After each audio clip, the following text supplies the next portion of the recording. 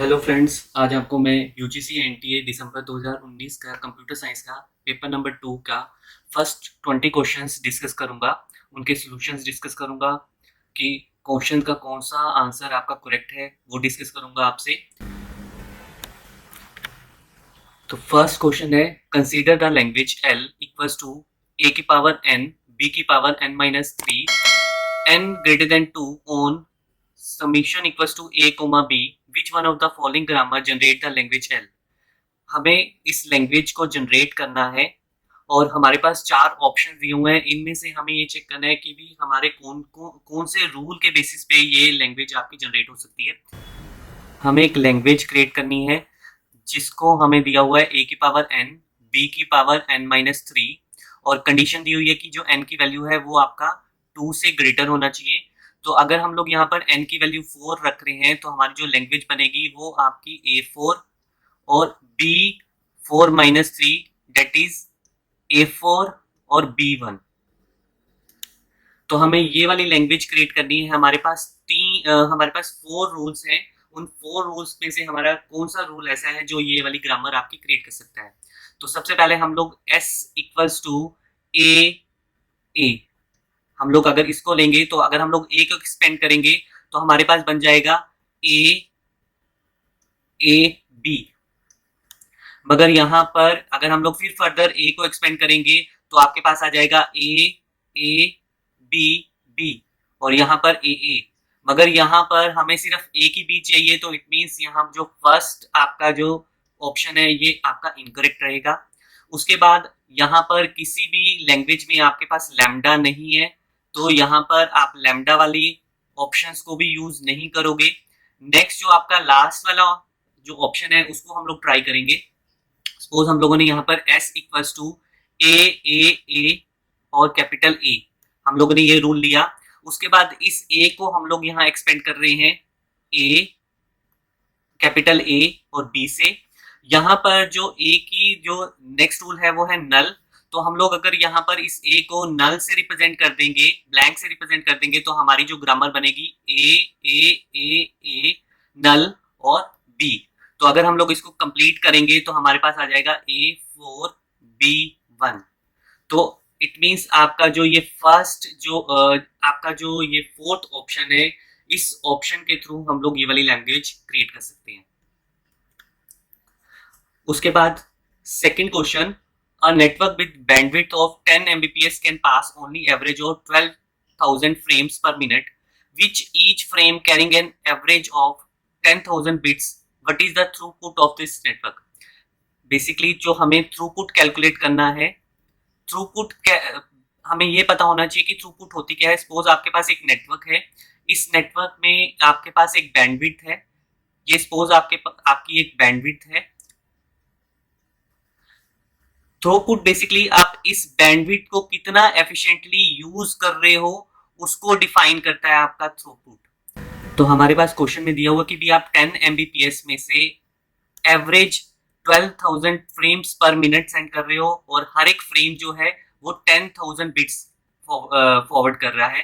तो यहाँ पर 12,000 फ्रेम्स पर मिनट, और जो ये फ्रेम्स है ये आपका 10,000 बिट्स आपकी कैरी कर रहे हैं इंफॉर्मेशन को। यहाँ पर आप ऑप्शन में चेक करो कि हर आपका ऑप्शन सेकंड की फॉर्म में है, बीपीएस की फॉर्म है, बिट पर सेकंड की फॉर्म में है। मगर यहाँ पर आपका मिनट है, तो सबसे पहले हमें इसको मिनट से सेकंड में चेंज करना पड़ेगा।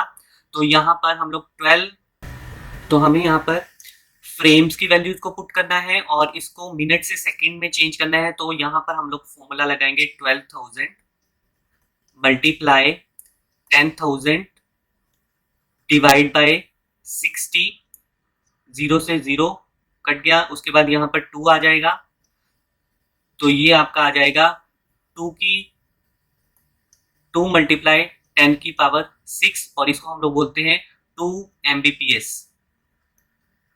तो आप यहाँ पर चेक कर सकते हो कि भी यहाँ पर ये वाला जो ऑप्शन है आपका करेक्ट ऑप्शन है। नेक्स्ट क्वेश्चन थ्योरेटिकल क्वेश्चन है, Java virtual machine JVM is used to execute architecture neural byte code Which of the following is needed by the JVM for execution of Java code? Java code को run करने के लिए JVM को किसकी और की requirement होती है? तो class loader only, no. Class loader and Java interpreter, yes. Java loader, Java interpreter and API, no. And Java interpreter only, no. तो सिर्फ आपको JVM को जावा कोड को एग्जीक्यूट करने के लिए उसको जावा क्लास लोडर की रिक्वायरमेंट होगी और जावा इंटरप्रेटर की रिक्वायरमेंट होगी. तो इसका जो करेक्ट आंसर है वो है सेकंड. Next question है, consider the following language families. L1 is the context free language, that is CFL. ये बेसिकली इसका शॉर्ट फॉर्म है. L2 is the context sensitive language, that is CSL.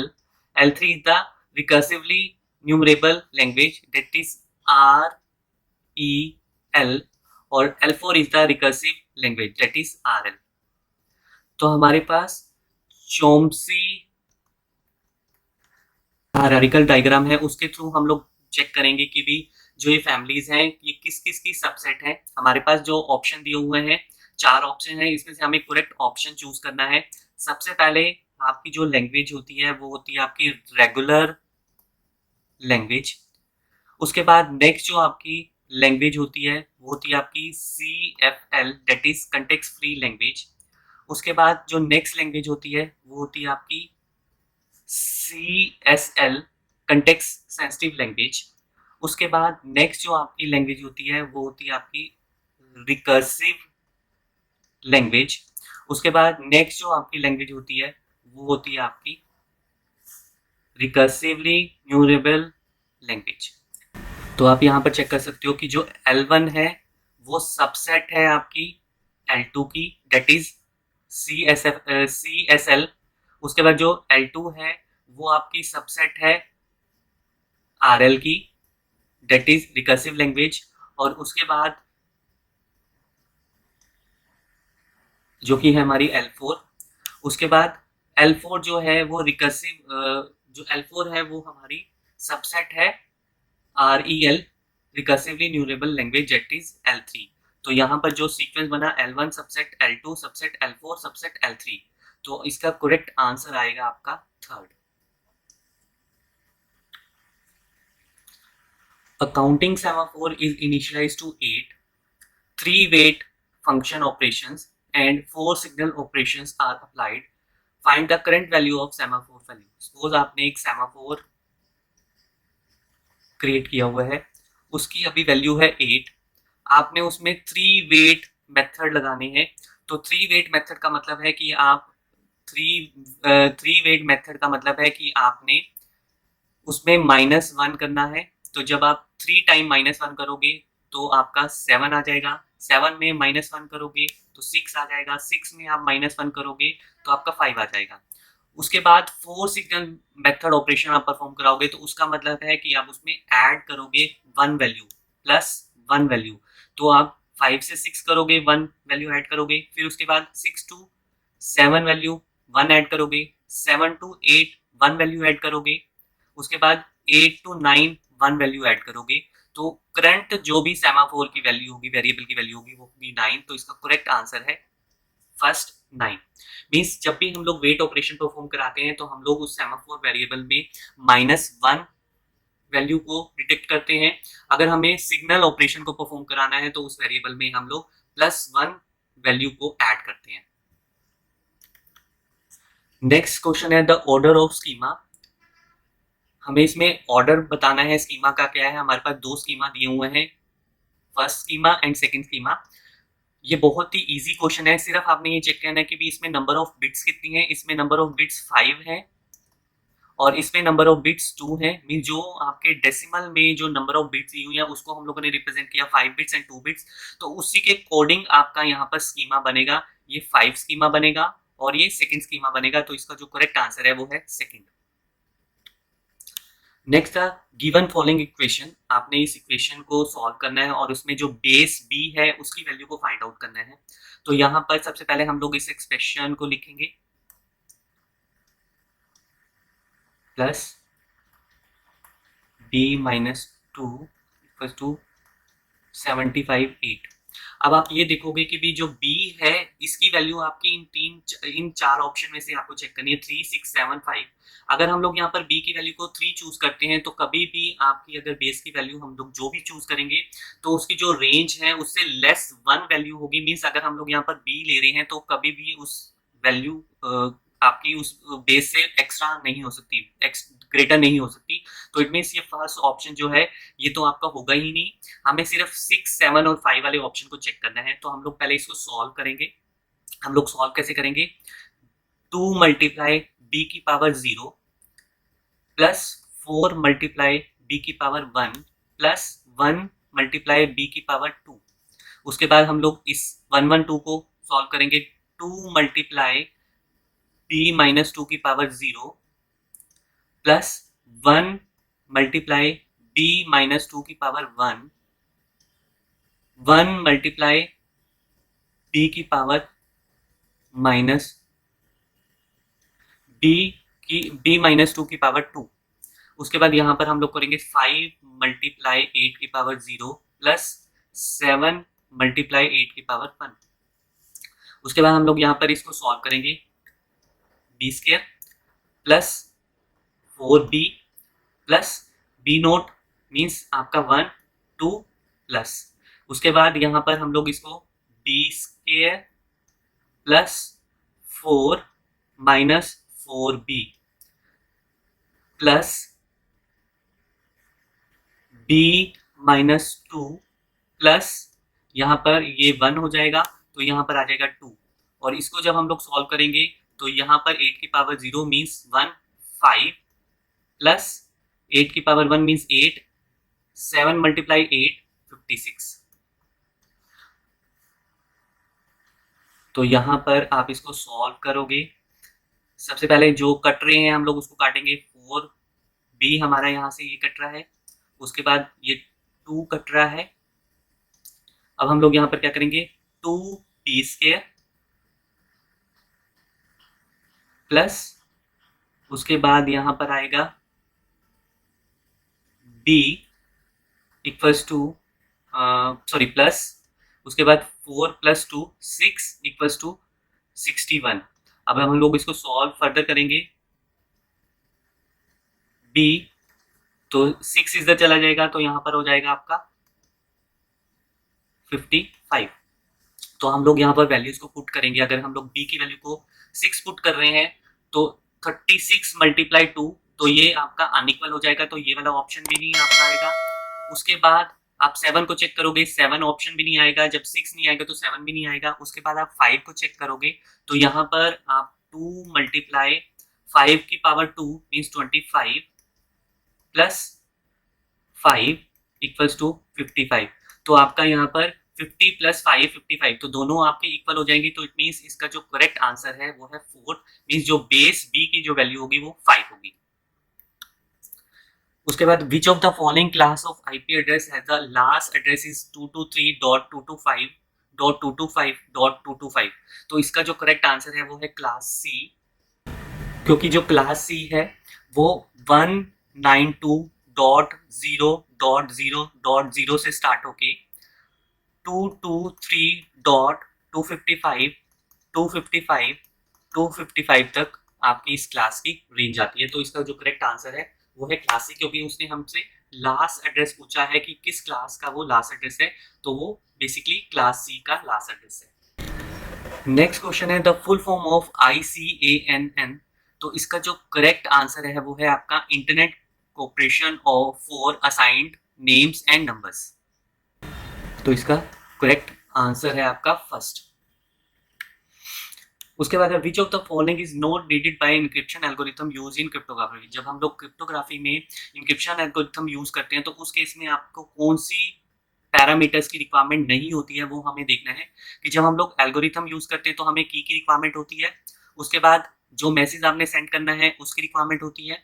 उसके बाद जो थर्ड है cyber text. Cyber text basically जब हम लोग एल्गोरिथम अप्लाई कर देते हैं मैसेज पे उसके बाद आपका वो मैसेज जो है वो साइबर टेक्स्ट में कन्वर्ट होता है। तो इस चीज की हमें रिक्वायरमेंट स्टार्टिंग में नहीं होती। ये हमारा कन्वर्ट होके आता है जब हम लोग मैसेज पे की पब्लिक की या प्राइवेट की अप्लाई करते हैं उसके बाद आपका साइबर टेक्स्ट क्रिएट होता है। उसके बाद है फोर्थ वन यूजर डिटेल्स। तो हमें यूजर डिटेल की भी स्टार्टिंग में रिक्वायरमेंट नहीं होती है, हमें सिर्फ की और मैसेज की रिक्वायरमेंट होती है। तो इसमें दो ऑप्शन आपके करेक्ट हैं।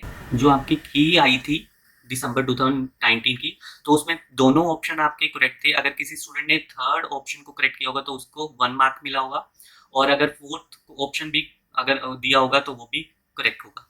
तो इसमें से दोनों ऑप्शन आपके करेक्ट हैं। नेक्स्ट आपका है piconet is a base unit of a Bluetooth system consisting of dash master node and up to dash active slave node. Total आप जो है ब्लूटूथ में आप टोटल अटैच कर सकते हो जिसमें आपका 1 जो होगा वो मास्टर होगा और जो 7 होंगे वो स्लेव होंगे। तो इसका जो करेक्ट आंसर है वो आपका है second, 1 master and 7 slave. Next question, which tag is used to enclose any number of JavaScript statement in HTML. बहुत ही इजी क्वेश्चन है कि भी जब भी आप जावास्क्रिप्ट की स्टेटमेंट्स लिखते हो एचटीएमएल डॉक्यूमेंट में, तो उसके लिए आप कौन सा टैग यूज करते हो? तो उसके लिए आप हमेशा स्क्रिप्ट टैग यूज करते हो जिसमें आप जावास्क्रिप्ट की स्टेटमेंट्स को डिफाइन करते हो। नेक्स्ट है आपका consider the following statement with respect to network security. आपको इसमें से बताना है कि भी नेटवर्क सिक्योरिटी से रिलेटेड आपकी कौन सी स्टेटमेंट आपकी करेक्ट है।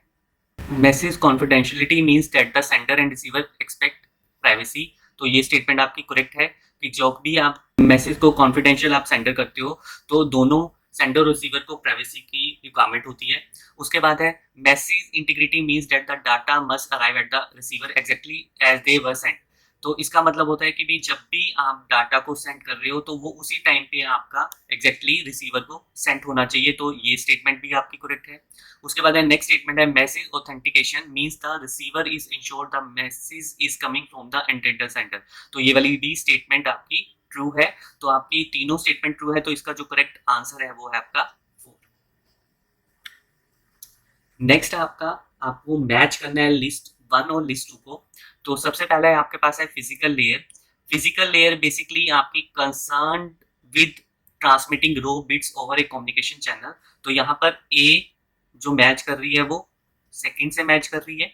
उसके बाद जो ट्रांसपोर्ट लेयर है वो आपकी true end to end layer from source to destination. Suppose आपके पास एक सोर्स है, एक डेस्टिनेशन है, तो उसकी जो एंड टू एंड डिलीवरी है वो आपकी परफॉर्म करती है ट्रांसपोर्ट लेयर। तो यहाँ पर जो बी है वो मैच कर रहा है फोर्थ से। उसके बाद जो सेशन लेयर है, सेशन लेयर बेसिकली आपकी provide token management service provide कर रही है। तो सी जो है वो फर्स्ट ऑप्शन से मैप कर रहा है। उसके बाद जो है the presentation layer, presentation layer concerned with the syntax and semantics of the information transmitted. तो डी जो है वो आपका थर्ड के साथ मैप कर रहा है। तो यहाँ पर आपका जो करेक्ट ऑप्शन है वो है third. Next question, consider the following statements. अब हमें ये बताना है कि भी इन स्टेटमेंट्स में से कौन सी स्टेटमेंट्स आपकी करेक्ट हैं। तो सबसे पहली है Windows Azure is a cloud based operating system. ये स्टेटमेंट भी आपकी करेक्ट है। उसके बाद नेक्स्ट जो आपकी है Google app engine is an integrated set of online services for consumers to communicate and share with others. तो ये जो आपकी स्टेटमेंट है वो इनकरेक्ट है। गूगल ऐप इंजन कभी भी आपकी ऑनलाइन सर्विसेज कंज्यूमर्स को कम्युनिकेट और शेयर नहीं करती है। उसके बाद है third statement Amazon cloud front is a web service for content delivery. तो ये वाली स्टेटमेंट भी ठीक है। तो आपकी फर्स्ट और थर्ड स्टेटमेंट करेक्ट है, तो इसका जो करेक्ट आंसर है वो है सेकंड। नेक्स्ट आपका which of the following methods are used to pass any number of parameters to operating system through system calls। आप किन किन पैरामीटर्स के थ्रू सिस्टम कॉल्स परफॉर्म कराते हो? तो आप parameters block in main memory and stack का use करके आप सिस्टम कॉल्स परफॉर्म कराते हो। तो इसका जो करेक्ट आंसर है वो है फोर्थ। नेक्स्ट आपका लेस्ट A be the base class in C++ and B is the drive class from A with protective inheritance. Basically जो A है आपकी बेस क्लास है और जो B है वो आपकी ड्राइव क्लास है, मगर आपकी ये प्रोटेक्टेड इनहेरिटेंस परफॉर्म हो रही है। उसके बाद हमें ये बताना है which of the following statement is false for class B. हमें बी के लिए वो ऐसी स्टेटमेंट बतानी है जो फॉल्स है। तो सबसे पहले member function of class B can access protected data of class A. तो क्योंकि प्रोटेक्टेड इनहेरिटेंस है तो आपकी जो क्लास बी के जो मेंबर फंक्शन है वो क्लास ए के प्रोटेक्टेड डाटा को एक्सेस कर सकते हो। ये वाली स्टेटमेंट आपकी करेक्ट है। उसके बाद आपका member function of class B can access public data of class A. ये वाली स्टेटमेंट भी आपकी करेक्ट है। उसके बाद member function of class B can not access private data of class A. ये वाली स्टेटमेंट भी ठीक है। उसके बाद आप यहाँ पर ये देख सकते हो कि भी पहले 3 स्टेटमेंट आपकी करेक्ट हैं। तो इट मीन्स आपको फोर्थ स्टेटमेंट बतानी है तो आपकी फोर्थ स्टेटमेंट आपकी इनकरेक्ट होगी। मगर हम लोग इसको देखेंगे कि क्या है statement. Object of drive class B can access public base class data. तो ये स्टेटमेंट आपकी कभी भी ट्रू नहीं होगी क्योंकि जो आपकी ऑब्जेक्ट होगा क्लास बी का वो कभी भी पब्लिक बेस डाटा जो है आपका एक्सेस नहीं कर सकता। नेक्स्ट आपका Boolean expression A B plus A B. यहाँ पर बेसिकली यहाँ एक डैश है और यहाँ पर डैश है। तो is unaffected by the value of Boolean variable. आपने ये बताना है कि भी कौन सा वेरिएबल है जो अनअफेक्टेड है। पहले हम लोग इसको सॉल्व करेंगे। बी डैश प्लस ए सी डैश प्लस ए सी। तो इसमें हम लोग यहाँ पर ए को कॉमन ले लेंगे तो यहाँ पर आ जाएगा बी प्लस बी डैश। उसके बाद यहाँ पर हम लोग ये जो बार है बेसिकली सी पे नहीं है वो ए पे है। तो यहाँ पर जो ये बार है वो ए पे है तो यहाँ हम लोग सी को कॉमन लेंगे तो यहाँ पर हो जाएगा ए बार प्लस ए। उसके बाद जो इसकी वैल्यू होगी वो 1 हो जाएगी, इसकी वैल्यू भी आपकी 1 हो जाएगी। तो यहाँ पर आ जाएगा a प्लस सी। तो इसमें से 3 वेरिएबल में से आपके पास यहाँ पर a प्लस सी 2 वेरिएबल्स आ रहे हैं। तो इट मीन्स जो b वेरिएबल है वो अनअफेक्टेड रहेगा। If you want to resize a 1024 multiply 768 pixel image to one that is 640 pixel wide with the same aspect ratio, what would be the height of the resize image? Basically हमें height बतानी है कि भी अगर हम लोग इस pixel image को हम लोग रिसाइज करते हैं मींस उसकी एक्सपेक्ट रेशियो में चेंज करते हैं तो उसका हाइट कितनी होगी। यहाँ पर हमें विड्थ दी हुई है, हमें हाइट कैलकुलेट करनी है। तो एक्सपेक्ट रेशियो का जो फॉर्मूला होता है वही होता है आपका विड्थ डिवाइड बाय हाइट। तो यहाँ पर आपको विड्थ दी हुई है 1024 डिवाइड बाय 768। अगर आप इसको सॉल्व करोगे तो आपके पास रेशियो आ जाएगा 4 डिवाइड बाय 3। तो यहाँ पर हमें इसका कैलकुलेट करना है।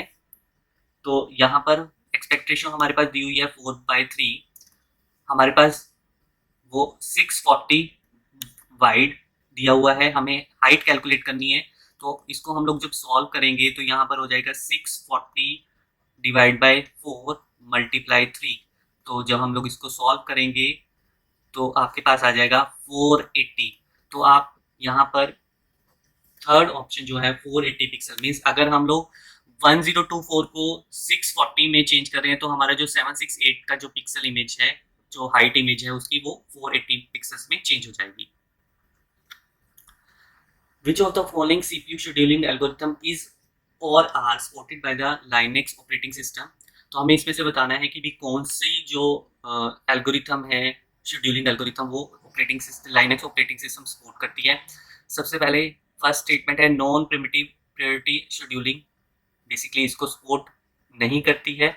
उसके बाद है टाइम शेयरिंग शेड्यूलिंग ओनली, इसको भी वो सपोर्ट नहीं करती है। प्रायोरिटी शेड्यूलिंग ओनली, इसको भी सपोर्ट नहीं करती है। तो आपका जो ऑपरेटिंग सिस्टम है लाइनक्स ऑपरेटिंग सिस्टम वो प्री इमिटिव प्रायोरिटी शेड्यूलिंग को सपोर्ट करता है और साथ साथ टाइम शेयरिंग सीपीयू शेड्यूलिंग को भी सपोर्ट करता है। तो इसका जो करेक्ट आंसर है वो है second. According to the ISO 9126 standard quality model match the attribute given the list 1 with their definition in list 2। हमें यहाँ पर लिस्ट 1 और लिस्ट 2 को मैच करना है। तो हमारे पास पहला ऑप्शन है फंक्शनैलिटी। फंक्शनैलिटी बेसिकली आपकी characteristics related to achievement of purpose, इसको मैच करेगा। रिलायबिलिटी आपकी जो करेगी capability of software to maintain performance of software, इसको मैप करेगा। मींस ए जो है वो आपका सेकंड को मैप कर रहा है और जो बी है आपका वो फोर्थ को मैप कर रहा है।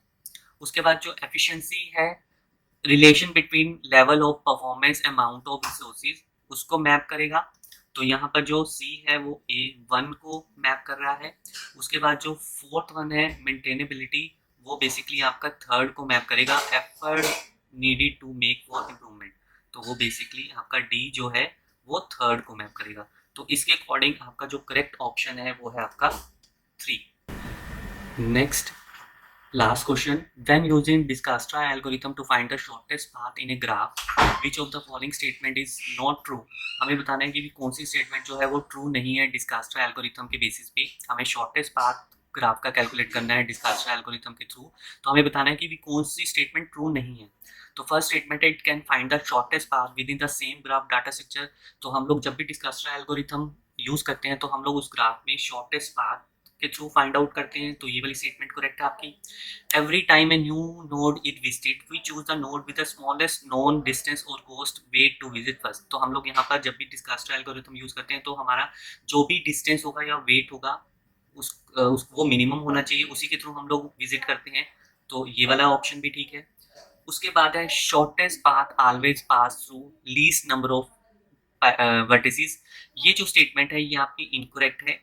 इसमें हम लोग ये नहीं देखते कि भी जो नंबर ऑफ वर्टिसेस हैं वो आपकी कम होनी चाहिए। हम लोग सिर्फ ये देखते हैं कि भी जो आपका कोस्ट है डिस्टेंस का वो मिनिमम होना चाहिए, उसी के थ्रू हम लोग पाथ को विजिट करते हैं। हम लोग ये नहीं देखते कि भी उसमें नंबर ऑफ वर्टिसेस आपकी कम होगी, तो उसी के थ्रू हम लोग पास करेंगे। तो ये ऑप्शन आपका इनकरेक्ट है। हमें यहाँ पर इनकरेक्ट ऑप्शन बताना है। तो जो ऑप्शन है सी, यह आपका करेक्ट आंसर है। अगर हम लोग फोर्थ स्टेटमेंट को भी देखें तो graph needs to have a non negative weight on every weight. तो जब भी आप कोस्ट कैलकुलेट करोगे वो हमारा पॉजिटिव में होना चाहिए, कभी भी नेगेटिव नहीं होता है। तो ये वाली स्टेटमेंट भी आपकी करेक्ट है।